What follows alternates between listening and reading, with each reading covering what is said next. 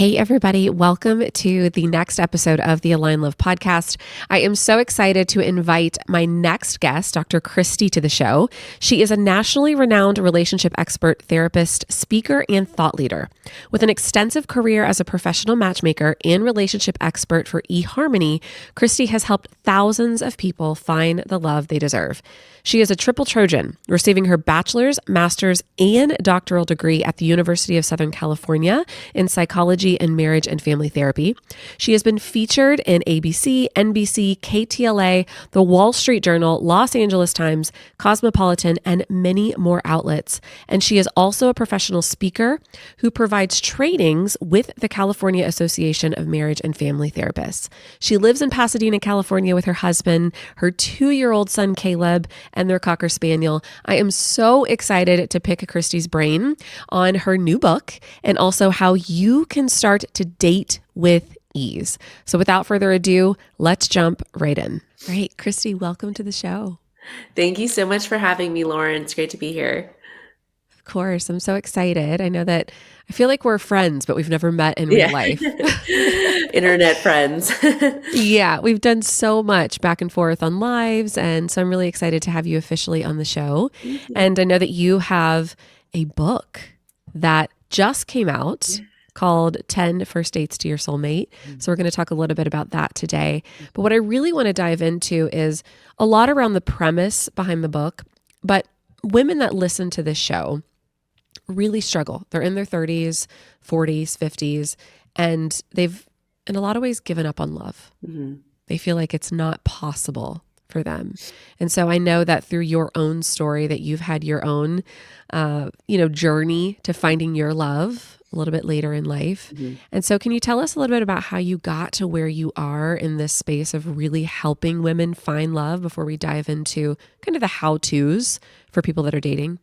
Sure. So a big piece of what my work and this book really came from my own personal story, as well as working with clients as a marriage and family therapist, as well as a matchmaker. I worked for some of the top dating sites, eHarmony and Match. And the first time I downloaded a dating app was actually the night before I started working at eHarmony, because I figured I should probably know what this world is really about. And that kind of led me alongside this parallel journey with my clients of really understanding modern dating and how to navigate it if you're looking for a more, traditional love. And I think for me, I went through a lot of different phases of really kind of shedding some past beliefs that I realized were kind of navigating my story and driving the bus that weren't really helpful to me. And I talk a little bit about it in the introduction of the book, but essentially I had this story that, if I did all the right things in my faith background as a Christian and kind of like,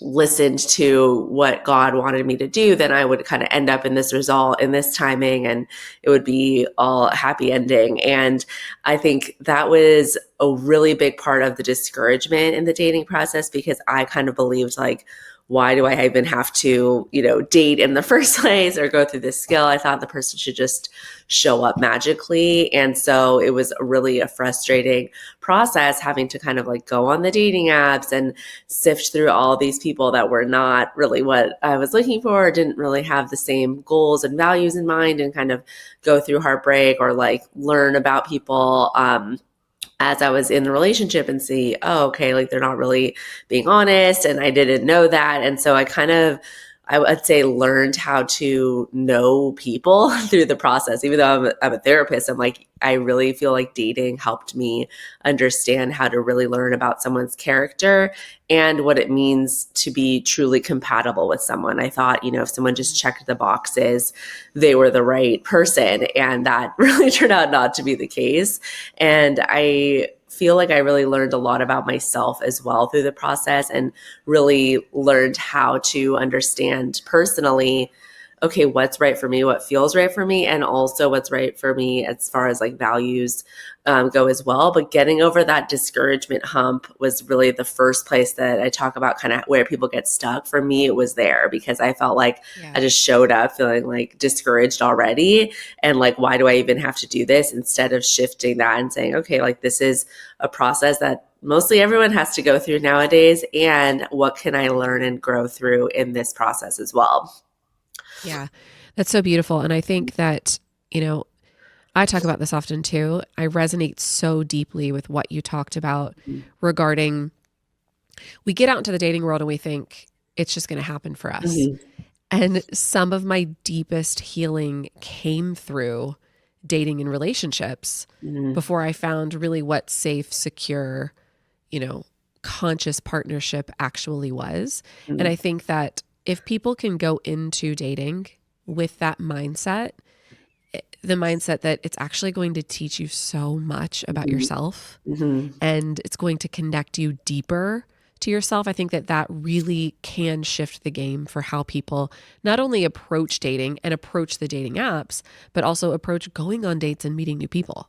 Yeah, I 100% agree. I say often that I believe healing happens in the context of relationships. Yeah. So a lot of people ask me, I'm still healing from my breakup and, I haven't dated in 4 or 5 years. I'm going to therapy. I'm kind of waiting for this like end point. And I often tell them, the second you get into a relationship, all those triggers are going to come up and it might feel really comfortable. I think there's a Ram Dass quote that I often quote. It's like, if you think you're enlightened, go down the mountain and spend a week with your family. It's like, it feels like you're, safe and secure attachment. And you're like, oh, I'm good. I'm healing. And that's almost like a defense mechanism often from doing like the real work, which happens when you're in it, when you're in the ring and kind of getting triggered and working through those things. Yeah. Yeah. Well, and it's also approaching dating from the space of, even if it's not quote unquote the one, that relationship is going to teach you something so deeply about yourself that, like you said, you're not going to necessarily be able to find on your own when you're single and trying to navigate. So really letting it, to me, when I approach dating from that space, it took the pressure off of having to find quote unquote the one, which is, I'm sure we're going to talk about that in just a moment. But there was this sense of lightheartedness and fun and joy around dating, which I think before I gave myself permission to do that, I was approaching dating from this space of rigidity and feeling like, oh my gosh, every single person that I date has to be the one. Yeah. Yeah. And I think for a lot of women I work with that, and for me, that comes from like that timeline, like feeling like you're on a timeline and you're running out of time. And I think whatever you can do to kind of shift from that mindset or take care of whatever it needs to be taken care of when it comes to that, I think like that's really going to release that pressure. I've seen a lot of people make not the right decisions for themselves. I think you make desperate decisions when you're in a rush or you're like, okay, like I have to just make this work. And the reality is like, if you're going to spend your life with someone, you don't want to just try to, whoever's going to propose faster is the right person to you. Like this is a lifelong decision and it takes that time. And sometimes you don't learn about someone. I talk a lot about this in the book until you're in the relationship. There's no other way out of it. You don't learn they're not the right person until you've actually gone through that relationship. Yeah. Yeah. Well, and so that leads me to a really important question because, when I recognized that for myself, I had to wake up to a pretty stark reality that I was in my mid to late 30s. And I did desire a family at some point and marriage at some point. And so I had to wake up to the reality that, oh, wow, I probably need to freeze my eggs so that I can approach dating from this space of joy and lightheartedness. And it's funny because when I did that, when I made that internal decision, I ended up meeting someone who is so soft and wonderful and conscious. And we have a really beautiful relationship who already had a family. It was like all the things that I wanted were all packaged there, but I had to release that. It was almost like I had to come to terms with, there could potentially be a reality where I don't get married until later in life. And I still want to honor my needs and honor my dreams. So I'm curious for you, what do you see? What are some of those common mistakes that women who are older in their late 30s and 40s, what are some of the common mistakes that they make when they do start to get out into the dating world? Mhm. Yeah, I love that. And I often recommend to clients, when you really understand what the pressure piece is, you can find kind of the solution there. So for a lot of Yeah. people, it's, hey, I'm going to expand my idea of what I wanted with children and date someone who already has kids or whatever that is. Be open to freezing my eggs or adoption or, whatever a family looks like to you. And processing that doesn't mean that you might not have a biological children. It just means you're more open to another option. The second thing I often recommend to people is really looking at what some of those criteria are that might be keeping you stuck, and allow yourself to be a little bit more flexible on who your typical type is. And what I say is you have to know your why. A lot of times people kind of have things on their list, but they don't really know why. Like, why is this Yeah. important to me personally? And that can really change the game for you, because maybe you wanted things in your mid 20s, late 20s, whatever. You're like, oh, this is important. And it just kind of like stuck on your list until now. And when you think about it, you're like, is this person really compatible for me now after all the growth and, relationships I've been through and all of that? So really kind of take that inventory pretty regularly of what you're looking for and see how you can be a little bit more flexible around that. A lot of people assume this formula is going to make me happy, and then they date someone who meets that and they're not really happy. So that would Yeah. mean we have to kind of adjust. And when I've seen that happen, I see people just really find relationships that really heal parts of them that they didn't even know needed healing, that they would never have gotten in the relationship they thought they were looking for. Yeah. Yeah. It's so true. Ladies, let's talk about something we don't hear enough about: options. For years, I thought that love, marriage, and babies had to happen on a set timeline. But here's the truth: your timeline, it's yours to create. And that is why I have made the decision to freeze my eggs with Tennessee Fertility Institute, because having choices is power. Whether you're focusing on your career, waiting for the right partner, or simply want to give yourself peace of mind, fertility preservation lets you take control of your future on your terms. If you have ever wondered if egg freezing is right for you, this is your sign. Tennessee Fertility Institute makes the process simple, supportive, and designed for you. You can book your free consult today at tnfertility.com/contact us. Again, that is tnfertility.com/contact us, because your future deserves options. I was leading a masterclass last week, and I was talking about that because my last relationship check marked all the boxes. Mm-hmm.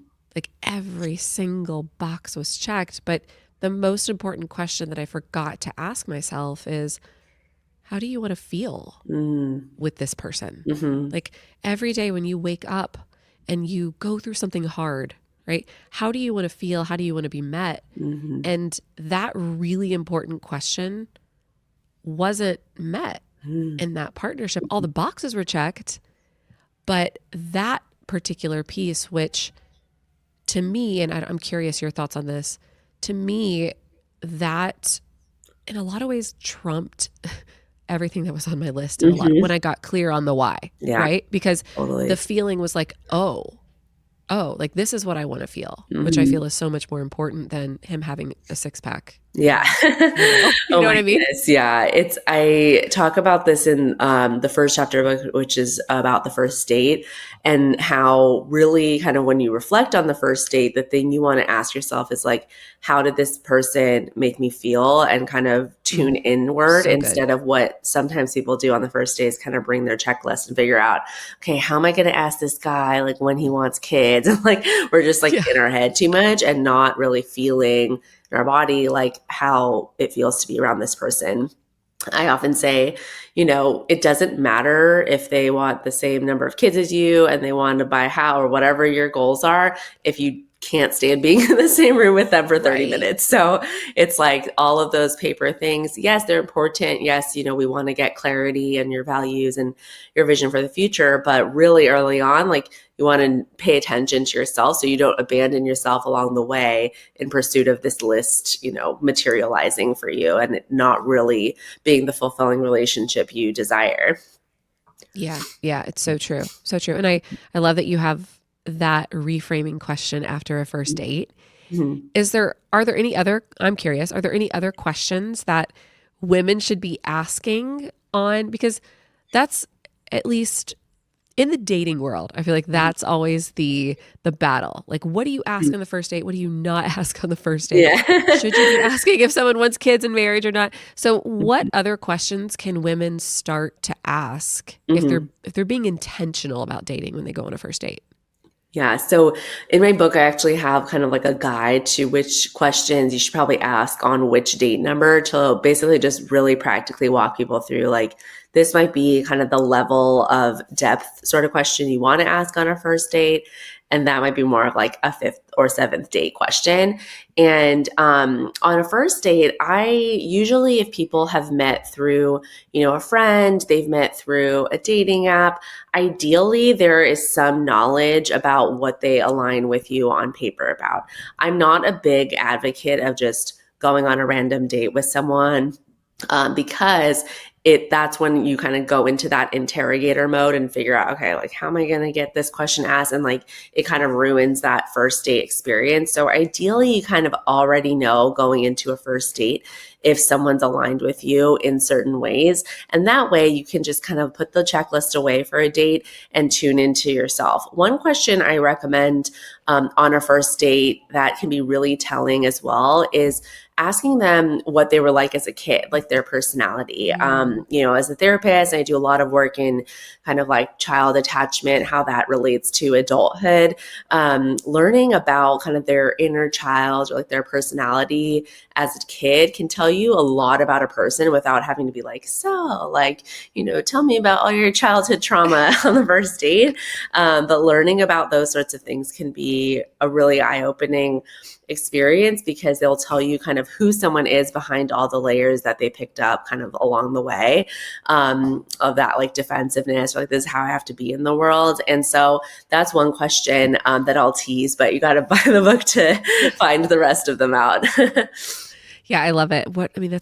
That's a fun question. Yeah. Now there's part of me I kind of want to go on a first date again. Oh yeah, To be able to ask totally. that I question. always tell people in relationships that this book is also great because there's a lot of questions that you might not even ask your partner, but like learning about these different dimensions of them can just grow that connection and bond too. So if you're in a relationship already, this is a great book to kind of go on these dates again with your partner.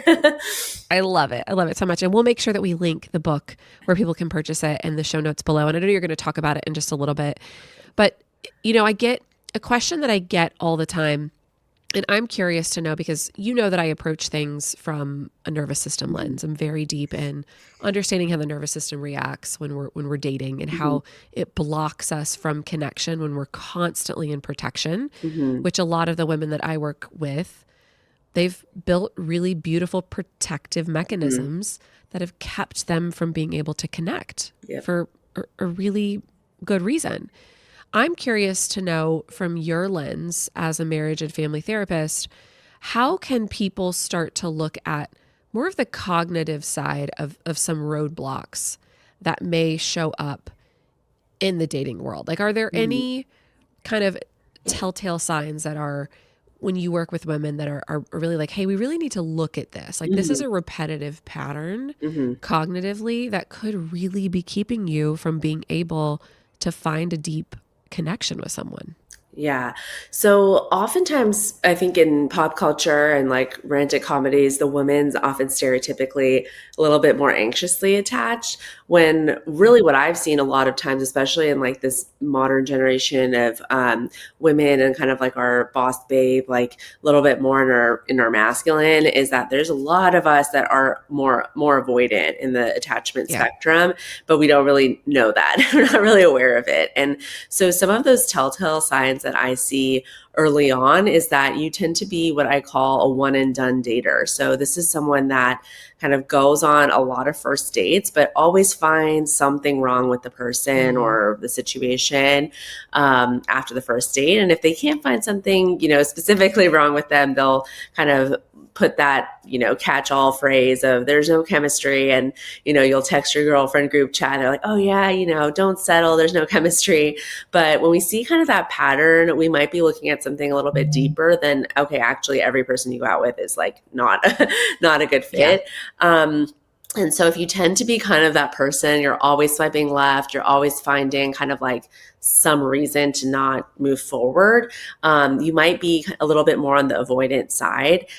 Typically, if you've kind of passed that first hurdle, but you're still really like defensive, sometimes this also shows up around like the fourth or fifth date. So maybe you've got to know this person, you like them, but when it starts to become a little bit more vulnerable, or you start to notice, oh, like I'm starting to grow feelings for someone, then you'll find something new wrong with them. So I'll often, I talk about a situation in the book where a client, she really liked a person, things were going well. And then right before the fifth date, she came to me and she's like, you know what? Like his laugh is really weird. It's very off-putting because she kind of got the ick or whatever we'll call it around that.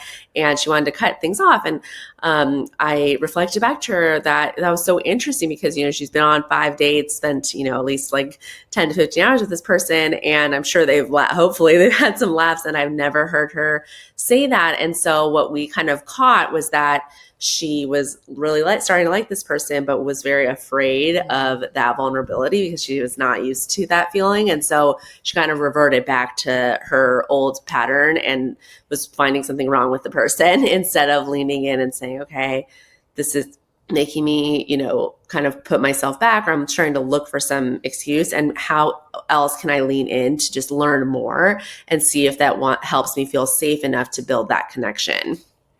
Yeah, so big. Mm-hmm. I see that often too. It's the pendulum swing between Mm-hmm. the anxious and the avoidant attachment that really does show up Mm-hmm. when we first start dating someone. And I think, something that really helped me when I was in this process too, and I'm, curious your thoughts on it, was letting myself off of, and really with my clients, letting them off the hook that it has to be figured out right now Mm-hmm. with this person and that Yes. they're the one, right? And so even when you have that moment of, oh my gosh, their laugh really bothers me, Mm-hmm. can I take a moment to take radical responsibility and say, could this potentially be a pattern Mm-hmm. that I'm repeating? And what happens if I slow down and notice it? Mm-hmm. And I think so many women think they need to decide right then in that moment whether or not that person is right for them. Yes. And what you just gave them permission to do is, hey, let's recognize these patterns and let's question them Mm-hmm. and see what happens if we continue to move forward, if that shifts and changes. Yeah, 100%. I think this is kind of where people, because of the timeline pressure we were talking about, they just Yeah. feel like they have to like move forward.